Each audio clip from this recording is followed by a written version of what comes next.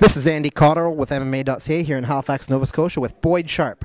Now, if you don't know who Boyd Sharpe is, before tonight he was an 0-0 aspiring mixed martial artist. Now he's got his first pro fight under his belt, and the reason why we're talking to him is because he's got quite an interesting story. Boyd spearheaded what is known as Cubicle of the Cage. It's a live documentary that's been filmed here in Halifax over the past couple of years, which has the premise of taking cubicle workers, or just regular Joe Blows and Susie lunch packs, from their office space, putting them in a gym, giving a year's free training, and seeing if they can make it as a mixed martial artist. Boyd has his first pro fight tonight. So Boyd, tell me, after the fight, it's over, is it what you expected it was going to be? Yeah, it was absolutely everything that I expected it to be. I lost, which is not the ideal way to round out my journey, but if I'd gone in there and it had been a 30-second knockout, whether he knocked me out or I knocked him out, I wouldn't have felt closure because I wouldn't have had an MMA fight. I wouldn't have felt.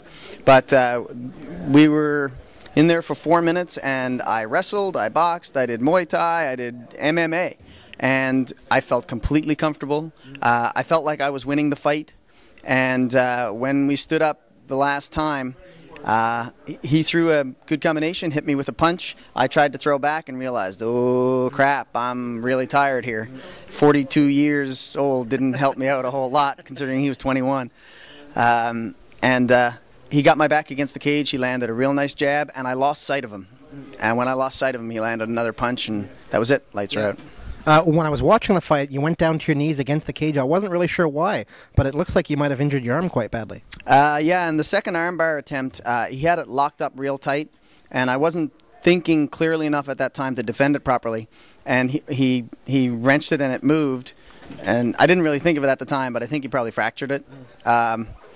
I yanked it free afterwards, and we kept fighting, and it didn't really bother me much. Yeah, it's hurting like a mother, I'll tell you. Yeah. Well, you know, I mentioned this to you before we just started the interview, but I've known you, well, I basically met you at the start of your whole Cubicle of the Cage experience, and my opinion of you at the time was you were a nice guy, really friendly, easygoing, and it surprised me tonight watching you go into that cage where I saw, who's that guy? Oh, that's Boyd Sharpe. You came in, you had a totally different attitude, you were so intense and focused. Did you know you had that in you before you started walking out? No, I had no idea. The whole point of this journey was to take a group of people through a transformation. So we picked basically the least likely cage fighting candidates that you could ever imagine, because anybody who knows me, and certainly who knew me in the past 20, 30 years, would say I'm the last person in the world who would ever train successfully to become a mixed martial artist.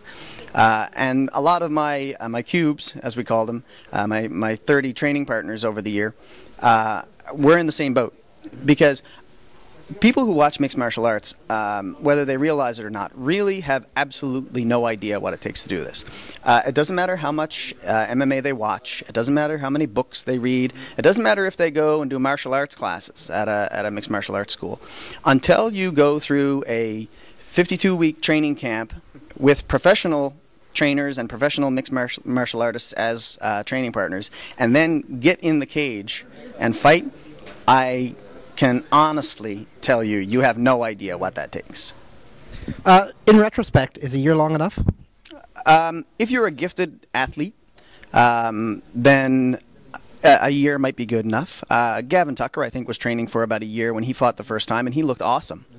But for somebody who doesn't have that natural gift, a year is certainly not enough to compete in a truly meaningful way, I don't believe. I think I respect myself. I think I performed respectably tonight, because I really do feel like I was winning the fight before I got knocked out.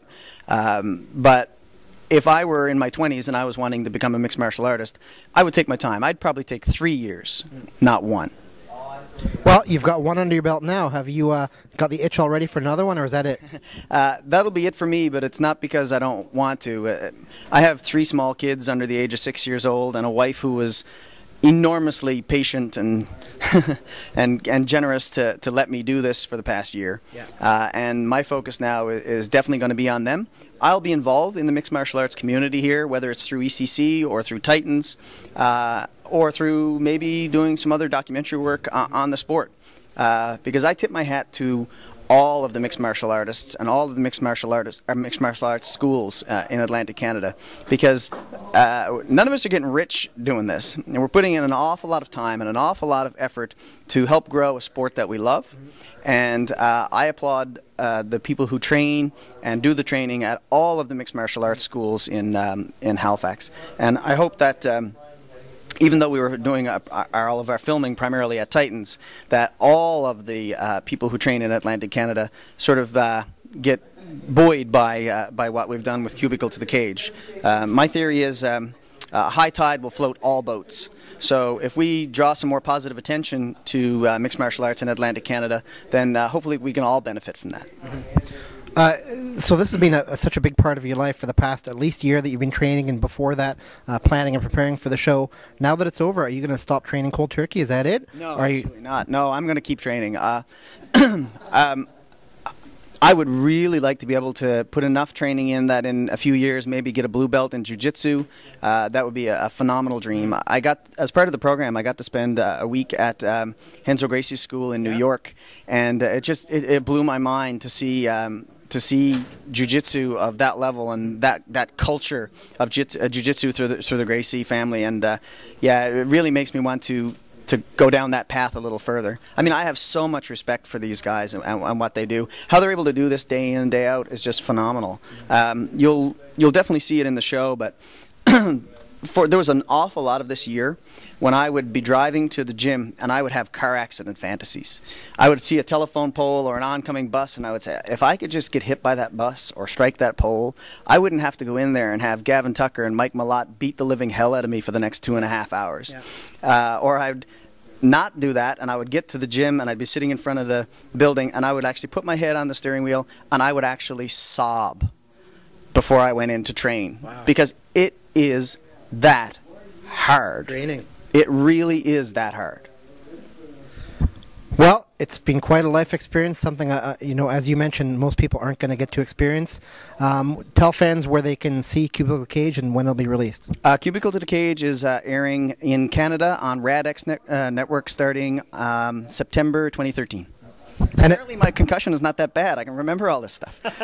Oh, do you have a concussion, you figure? No, I don't think I do. I don't think I do. All right, let's take a second now. Obviously, Draco was a big sponsor for you, gave all the cubes, you know, a lot of nice gear. Is there anybody else you'd like to thank? Yeah, Draco was an enormous boon to us. They provide us with all of the gear and clothing that we needed. And now I'm being called by the commission and I have to run. Okay. And Copycat Digital was my other sponsor. Thanks. Great. All right, this is Andy Cotterill with Boyd Sharpe, and good fight for him. Looked really good. Congratulations. Andy Cotterill with MMA.ca signing out.